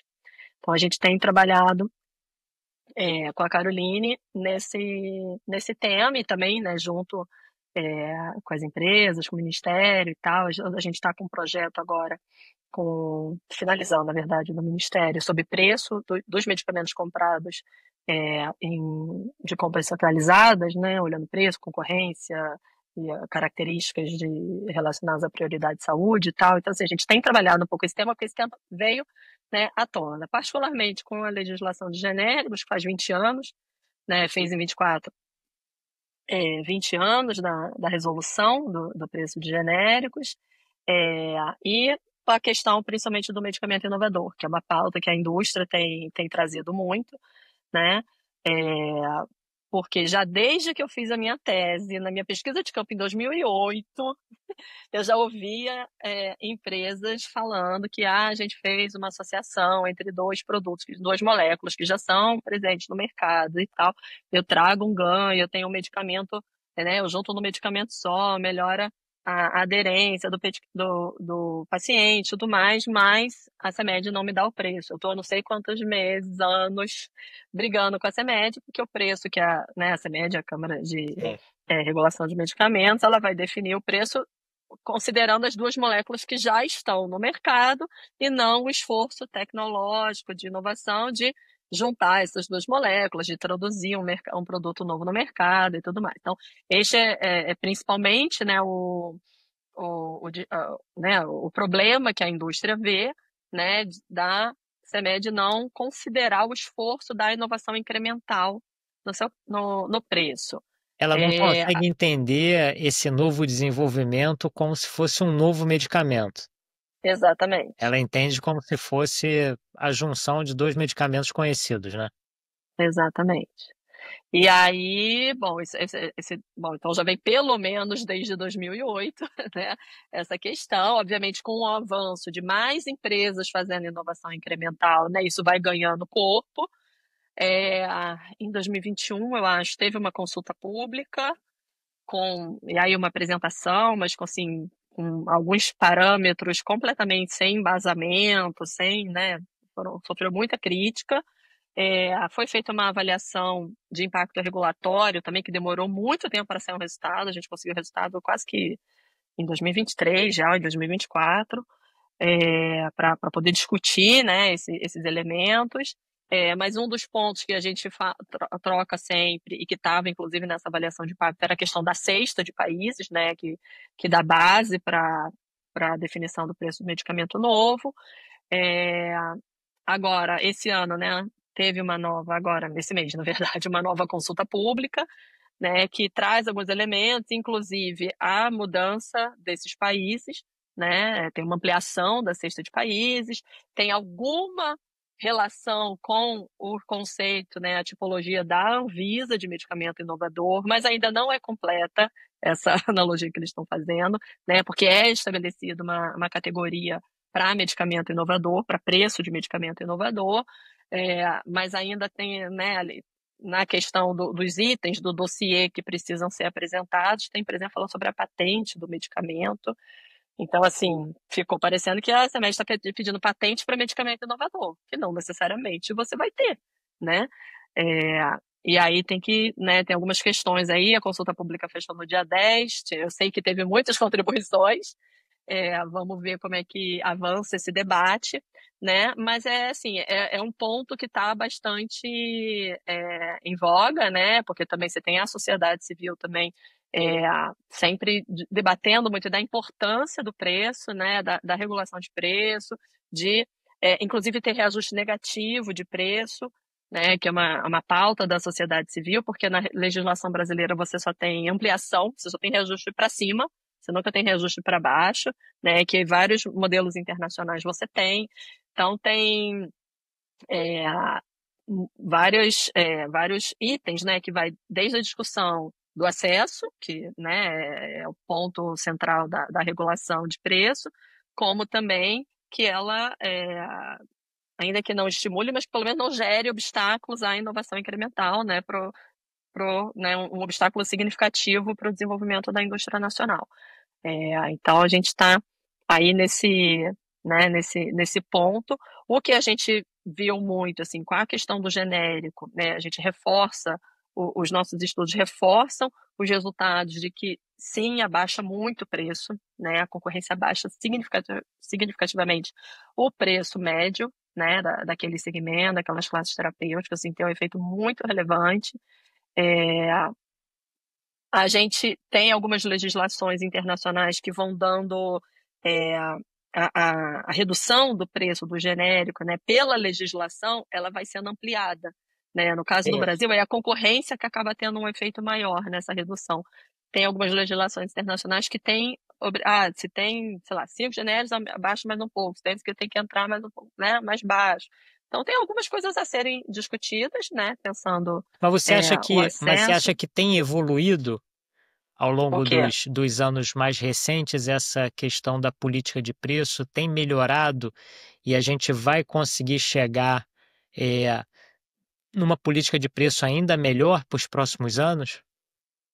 Não estou falando de valor do preço do medicamento, mas sim de uma política que consiga ser mais justa ainda, entendeu? Em relação ao preço que está sendo operado do medicamento. Eu acho que sim, porque assim, o debate ele vai enriquecendo, Sem né? Eu acho dúvida. que assim, o que a gente já melhorou da consulta pública que teve em 2021 para agora, você já tem uma compreensão melhor do que está sendo colocado pelos diversos atores da sociedade, né? O fato de ampliar os países, aí a discutir se esses países, né, são suficientes ou não, mas já mostra que a gente está trazendo países que têm características sociais e econômicas parecidas com a nossa. Perfeito. Né? Então, se vai pegar o menor preço dessa cesta, então, se tem países com situações econômicas mais próximas da gente, já tem uma expectativa de, eventualmente, vir um preço menor. Ainda é a decisão da empresa de qual o preço que ela coloca em cada país, né? Sim, sim. Mas você tem a possibilidade de ter preços mais baixos, né? Porque, assim, um elemento, preço teto, né, no caso, preço teto. Um elemento que a gente tratou muito quando em 2020 ou 2021 não teve reajuste de preço e os preços continuaram altos, né? Porque o preço teto é muito alto dos medicamentos de referência. Né? O preço teto é muito alto. Então, assim, tem aqueles descontos todos que a gente vê na farmácia, né? Das parcerias, dos acordos entre, né, farmácias, produtoras, distribuidoras, varejo e tudo mais. Você tem muito desconto, mas você tem uma possibilidade de aumentar ali muito grande, Verdade, né? verdade. Então, assim, o teto é muito alto. E essa cesta de países vai definir o teto. Então, se você tem países que têm uma situação mais próxima do Brasil, que tem um sistema público de saúde e tudo mais, você começa, né? Há uma expectativa de você conseguir aí um preço, então, um pouco mais, esse preço teto, talvez um pouco mais baixo, né? Para os medicamentos referentes, medicamentos novos e tal. Eu acho que tem uma discussão sendo feita em relação à questão da inovação incremental, né? Com isso, assim, Sim. acho que tem um entendimento hoje no Ministério da Saúde e tal, é um ministério que tem um entendimento sobre o desenvolvimento da indústria nacional, né? Então, também de tentar fazer essa conversa para que não seja um obstáculo ao desenvolvimento da inovação incremental, né? Até porque se a gente está falando que a nossa indústria é uma indústria jovem, né? O conceito de você entender o que é inovação é um conceito jovem ainda também. Assim, a gente Sim, precisa aprender a lidar com isso. Não só lidar da maneira como se faz inovação, mas até saber precificar o valor dessa inovação, porque eu acho que deva ser com também certeza. uma conta problemática. Eu não sei fazer direito essa conta, mas eu acredito que na hora de você agregar valor ao produto, baseado que você não tem experiência nesse tipo de inovação, a chance de você errar a mão na hora de você precificar, né, valorar essa inovação incremental ou essa inovação radical é um problema também, né? Então, mas um elemento central na regulação é que ela precisa ser atualizada de acordo com a evolução Sim, dos atores que ela está sim. regulando, né? Assim como a Anvisa avança, né? A regulação de preço ela também precisa, né? A regulação sanitária, a regulação de preço ela também precisa avançar e compreender a dinâmica do mercado, né? Inclusive a dinâmica de concorrência, Sem né? Porque a dúvida. inovação a gente está falando de concorrência, está falando dos atores como eles estão se colocando no mercado. E o preço é um elemento central nessa concorrência, né? Então acho que esse debate ele é rico, ele é importante, né? E assim, eu tenho sempre expectativa de que vamos melhorar, estamos caminhando, né? A gente tem trabalhado bastante, discutido muito, assim, para poder ter melhorias, né? Ter um avanço, né? Assim, foi um alívio a regulação, a consulta pública de 2021 não ter avançado muito, porque ali tinham algumas questões meio sem embasamento, não estavam, né, muito explicadas o que efetivamente estava colocado, como que ia avançar. Agora, eu acho que ainda tem coisas a serem debatidas, eu acho que a consulta pública feita agora não está pronta, Uhum. mas abriu para o debate, Mas é um né? Agora avanço, os né? atores contribuíram e vamos ao debate para chegar a uma regulação que seja melhor, tanto para a sociedade, né, que mantenha, que tenha o seu foco central na ampliação do acesso, né, que permita a concorrência, tanto para reduzir o preço, mas para permitir também a entrada de novos concorrentes. Porque o que a gente tem que, né, por um lado, entender também é que a inovação incremental ela traz novos concorrentes para o Sem mercado, dúvida, entendeu? sem Então, dúvida. trazer concorrência também reduz preço, Não, é né? importantíssimo, Também dá né? uma dinâmica. É Hã? importante, é É importantíssimo. É importantíssimo. importantíssimo, porque Pois é. sem isso você não vai conseguir competir e nem criar a competição para que você tenha essa briga de preço. Uma coisa não vai funcionar bem sem a outra, não tem Exatamente, jeito, não tem exato. jeito.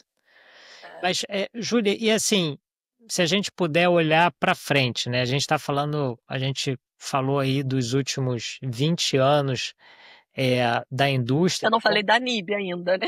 Ah, é verdade, Porque é tem esse verdade, vácuo, aí a é gente parou no verdade, é vácuo. verdade, é verdade. Não, fale que é Não, importante. acho que rapidamente, né, falar da retomada da política industrial explícita, né, para a neoindustrialização, né, que é o conceito que a NIB traz, de trazer uma industrialização sustentável, inclusiva, né, que é baseada em missões, que é uma perspectiva também, né, das políticas de missões que vem ganhando muita força, é, e dentro dessas missões, né, da nova indústria Brasil, ela tem o complexo industrial da saúde, né? A sustentabilidade do SUS, o desenvolvimento desse complexo. E aí, assim, ações direcionadas para a área farmacêutica são retomadas, né? Lembrando que quando a gente está falando de complexo, né, eu não falei isso lá atrás, a gente está falando muito da área de equipamentos médicos também, que é uma outra dinâmica, uma Completamente outra, diferente. né, indústria, assim, que tem toda uma outra complexidade, né, que vai, e dinâmicas dentro da própria indústria de equipamentos médicos, há uma dinâmica de concorrência, de características de produção muito diferente, dos mais simples, né, até os mais complexos, com pouquíssimos players globais e tal. Então, é um outro, porque eu entro pouquíssimo, assim, trabalho alguma coisa em orientações muito pontuais, mas porque está relacionado, né, ao tema em alguma medida, mas, né, assim, eu estou focando na área farmacêutica, mas lembrando que o complexo trata muito mais. E também estou focando mais na área de medicamentos. A gente também tem a parte de É vacinas, né, verdade, que é verdade. é, as farmacêuticas nacionais não são especializadas. Como a gente tem os laboratórios públicos, fornecedores e tal, até teve um início, uma estratégia aí Teve uma na Covid, mas elas tentativa, já, mas é, já não avançaram muito nesse segmento. Então a gente tem essa retomada, né? A indústria está com uma pauta muito de assim colaborar, né? Estar junto para discutir as questões regulatórias, né? E de questões gerais do setor, né? Estar presente nas reuniões do grupo do Complexo Econômico Industrial da Saúde, que foi retomado. Isso é um elemento importante também, né? Em 2019, o GCIS, que era o grupo executivo que coordenava as sim. políticas, coordenava as PDPs, ele foi extinto, né? Ele é retomado em 2023, eu acho. E aí essa conversa, né? Assim, a indústria até diz que ela não tem tanta voz no GCIS, mas ela é convidada, né, a participar e tal das reuniões. É, assim como a sociedade civil também, né? Existe um fórum permanente da sociedade civil, mas eles não são membros. É, e aí a gente tem então né, essa nova perspectiva aí de ações direcionadas ao fortalecimento. E assim, uma coisa que eu tenho percebido é que assim o debate ele tem cada vez mais avançado para assim, se a gente pensar na perspectiva de sistema de inovação, nas instituições que estão relacionadas e que criam esse sistema e que permitem a atuação das empresas. Então, lá no início dos anos 2000, né, 2010, o debate era muito mais dinheiro, recurso, não sei o quê, né? Eu acho que isso foi avançando, como elas vão ganhando mais robustez, vão ganhando mais fortalecimento, né? E as próprias instituições vão também né, evoluindo. Hoje o debate é vamos resolver esses obstáculos que ficam sendo formados e que dificultam o desenvolvimento da inovação das empresas. Então, por exemplo, a Anvisa é uma agência, né, que é reconhecida internacionalmente, tem um padrão muito bom. Só que ela tem um tempo de resposta que né, a Anvisa tem menos funcionários hoje do que tinha no início dos anos 2000 ou 2010, alguma coisa assim. Ela teve perda, né, de pessoal. E que o setor, né, só ela está está na indústria crescendo. farmacêutica, na de alimentos, né, tem uma atuação enorme. Então, foi formado agora um grupo de acompanhamento da Anvisa, né, de regulatório com o governo, com a indústria, com a Anvisa, para discutir, debater e pensar as estratégias para o fortalecimento da Anvisa, né? Então já foi definido a criação de novos cargos para atender, para melhorar a estrutura da Anvisa. Então, assim, são elementos, né, que uma demanda assim que a gente já viu é que, por exemplo, a Anvisa para dossiês de produtos desenvolvidos no Brasil, o tempo de resposta dela é muito grande, porque é novo. Uma coisa é você analisar um dossiê a partir de um dossiê que já foi analisado numa empresa, né, numa agência internacional.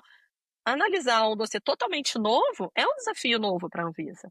Né? É. E aí o tempo de resposta dela é muito longo, mas isso também é um bloqueio, né? O É um que é obstáculo criado pelas empresas nacionais. o que é, vamos dizer assim, um contrassenso quando você quer estimular a inovação, né? Exato, Porque gera como é um que você desafio, vai. exatamente. Que eu, na hora, porque eu já discuti várias vezes com algumas empresas a respeito disso, e a resposta que eu sempre tenho é o seguinte: ele fala assim, Mas, Rodrigo, se eu for mandar esse negócio novo na Anvisa, vai me demorar X meses ou X anos para eles aprovarem. Não vale a pena. Eu vou continuar fazendo do jeito que eu estou fazendo, não vou mudar, porque eu não quero arriscar a mandar para a Anvisa e a Anvisa daqui a um ano ela falar para mim que não vai dar para fazer assim, que eu tenho que fazer tais mudanças, e aí eu vou ter que ressubmeter, vai me demorar mais X meses. Então, assim, isso acaba, de uma certa maneira, como você colocou, não atrasando, mas inibindo um pouco o processo de inovação, por medo e talvez um pouco pela questão de tempo, né? Porque no final das contas, como a gente falou aqui desde o começo, o que vai importar para ele no final não é se ele está fazendo inovação, é se ele tem mercado para vender. Se ele não tiver para E quem o tempo vender, de entrada é fundamental, impacta né? isso, né? É fundamental. Exatamente. Exatamente, né? Mas eu acho legal porque, assim, as empresas individualmente têm esse receio, né? Mas elas estão em grupo se organizando para tentar mudar isso, Exatamente. né? Elas estão movimentando para, ó, a gente precisa resolver isso aqui para a gente poder fazer inovação, né? Avançar, continuar crescendo, né? Então, assim, elas estão nesse movimento de também empurra, sabe? Olha só, vamos mexer, tem que avançar, tem que mexer, porque a gente está querendo ir, a gente está fazendo esforço, né? Então, eu acho que, nesse sentido, assim, ter essa pressão em cima do governo é muito bom, porque faz realmente também o governo identificar os problemas e atuar, né? E isso vai trazer mais produtos, vai trazer mais concorrência, vai trazer mais, né? Tem um efeito para o mercado consumidor, vai ter um efeito para o SUS, eventualmente tem né? Em alguma medida, em algum momento, vai ter um efeito na balança comercial também, né? É tudo longo prazo, né? A gente não vai ter resultados assim, imediatos. Mas eu acho que está caminhando para para um caminho interessante, né? É um caminho de avanço. E assim, eu adoro estudar a indústria farmacêutica porque a gente tem esse movimento, a gente tem essas melhorias acontecendo, né? Esses pontos, cada hora vai aparecendo um ponto novo. Mas não, precisa melhorar aqui. Melhorou aqui, mas agora a gente tem que melhorar aqui. Então, assim, nas aulas de economia industrial, eu falo para os alunos, eu falo, gente, ó, vocês tragam outro exemplo de outros setores. Os meus são da farmacêutica. Porque tem aqui um monte de coisa para a gente tratar, né? E vários exemplos, e várias dimensões que a gente está falando, do desenvolvimento da indústria e da dimensão da inovação também, né? Então, acho que a gente tem aí um setor, e foi muito interessante, porque pós-pandemia, isso aumentou muito a quantidade de estudos na área, né? A gente vai para os encontros de economia industrial e inovação, e assim, tem muito mais Pô, que estudos, legal. então é muito mais legal a gente vê mais gente também interessada, né? Querendo entender, compreender, trazer elementos para o debate, isso ajuda, e aí a academia acaba ajudando também a trazer contribuições para esse debate. E você acha que o Complexo Econômico Industrial da Saúde, né, o CIS, ele vai ser, vamos dizer assim, um ponto importante para o desenvolvimento dos próximos anos? Você acha que ele vai concentrar os esforços em tentar encontrar maneiras da indústria poder se desenvolver, poder inovar para os próximos anos? Ou você acha que é uma ferramenta que vai ser criada e, assim, de novo, né, a nossa instabilidade política ao longo dos anos, o CIS ele está um pouco, vamos dizer assim, é, ele pode ser deixado de lado se a gente tiver uma mudança de governo, etc. Não, estabilidade política pode sempre ter, né? E esses elementos serem, esses focos, essas prioridades serem mudadas. Na verdade, assim, o 6, ele é um recorte analítico, né? Ele é uma forma de você ver as indústrias que são relevantes para o atendimento da assistência farmacêutica, né? Entender o complexo como um todo, olhar a demanda, olhar a oferta, olhar, né, os elementos institucionais, regulatórios, governo e avanços tecnológicos que acabam tendo um efeito tanto na produção quanto na demanda. Na verdade, uma perspectiva sistêmica de você olhar o desenvolvimento industrial e de inovação, né? Que o conceito do SEIS, ele dá nome dentro do cenário brasileiro a esses elementos, tá? De olhar o desenvolvimento da inovação, onde a empresa é o ator central, né? E que vai sofrer influência e vai influenciar também as diferentes instituições que estão presentes nesse ambiente, né, e relacionar com elas, sejam financiadoras, reguladoras, instituições de pesquisa, né, e tem todo um arcabouço aí de interações que ocorrem dentro desse processo da geração de inovação, pensando a inovação como relacionada à produção, mas pensando a inovação como motor desse desenvolvimento, por ser a forma que vai gerar mais competitividade para as empresas. Tá? Então, é um recorte analítico, né? Eu acho que todo esse cenário que a gente, né, construiu, discutiu aqui, do fortalecimento das empresas nacionais, e aí eu vou falar de novo em relação às farmacêuticas, porque eu acho que este foi o setor que mais se fortaleceu e que consegue, mesmo em momentos de instabilidade, ser ouvido, se manter no debate. E isso foi claro entre 16 e 22, tá? Foi claro elas se manterem, eles conseguiram criar um grupo junto com o MCTI, o GT Pharma. Sim. Que só foram reuniões realizadas, mas teve. Sim, entendeu? sim. Foram ouvidas, foram recebidos, a demanda estava lá, as associações estavam lá, as empresas estavam lá, os laboratórios públicos, entendeu? Então, assim, é um arranjo, um fortalecimento das empresas nacionais que eu acho que dificilmente elas vão ficar completamente deixadas de lado, porque elas estão se colocando lá. Isso entendeu? Elas estão fazendo frente. Então, mesmo que você mude uma política e que, né, a gente tem muita possibilidade que aconteça, que se deixem de lado todas as estratégias, né, o apoio ao desenvolvimento dessa indústria. Eu acho que assim, elas têm uma capacidade de continuarem sendo ouvidas. Aí, assim, tudo depende muito das mudanças políticas que a gente vai ter. Mas né? eu acho que é algo que já está, assim, o fortalecimento das empresas ajuda nisso também. Não, sem né? dúvida. E eu acho que mostra um pouco também o fato deles estarem sendo ouvidos, mostra um pouco da força do setor, né? Porque se fosse um setor qualquer que não tivesse gerando resultados, Uhum. não estavam nem aí para ele, né? Então, assim, eu acho que a indústria farmacêutica também conseguiu entender que ela contribui muito nos resultados que ela obtém e que ela precisa ser ouvida por isso, né? Com certeza. Com certeza. E aí eu acho que, assim, tem muitos avanços possíveis, né? Podem ser, eventualmente, em alguns momentos mais difíceis, mas vamos ver o que a gente consegue, né? Eu acho que esse grupo de acompanhamento aí da Anvisa é muito interessante. Acho que pode ser algo muito interessante, porque a Anvisa realmente precisa de uma atenção, né? Porque é uma agência extremamente relevante para o Sim. desenvolvimento da indústria. Fundamental. E aí, né? não só para a farmacêutica, ainda tem isso, tudo, né? Não é só a farmacêutica. Então, acho que pode ser bem interessante, né? Tem o debate de preço, tem a própria propriedade industrial que não acabou, né? O tema da propriedade industrial não acabou.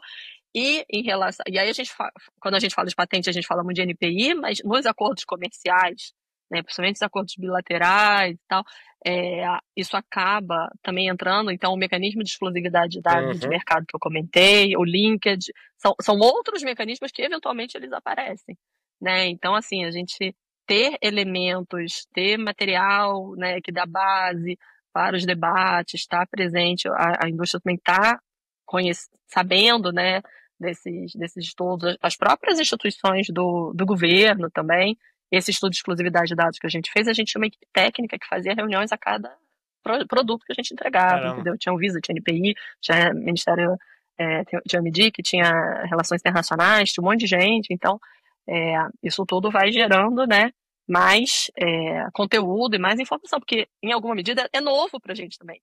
Porque a gente poder discutir isso, poder discutir que a gente tem uma capacidade de resposta nacional, também é novo, né? Então, Acho que vai. Até porque para você poder começar a discutir isso, você precisa ter a história para trás, né? Então, como a gente volta no ponto que a gente estava falando, como a gente é muito recente, a quantidade de dados que tem para você discutir determinado assunto até um determinado ponto era pequena, né? Então, conforme você vai construindo Exatamente. essa memória, fica mais fácil até de você traçar estratégias para o futuro, né? Por causa da experiência e etc.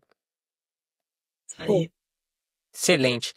Júlia, queria te agradecer imensamente aí pelo seu tempo, pela oportunidade de estar aqui conversando um pouquinho desse breve histórico que você passou e pelos detalhes que a gente discutiu aqui, que eu acho que são bastante importantes. Muito obrigado pelo seu tempo.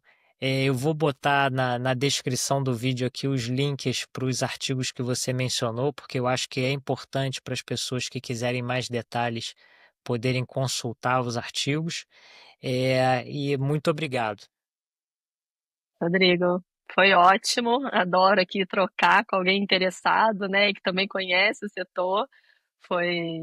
Foi, eu acabo me divertindo também. Muito obrigada pelo convite, pela oportunidade. Eu vou aproveitar e também falar um pouquinho do meu projeto de extensão, porque Sim, eu acho com que isso é um projeto de certeza. extensão, né, que vocês desenvolvem. Eu tenho um projeto que chama Inovação e Saúde.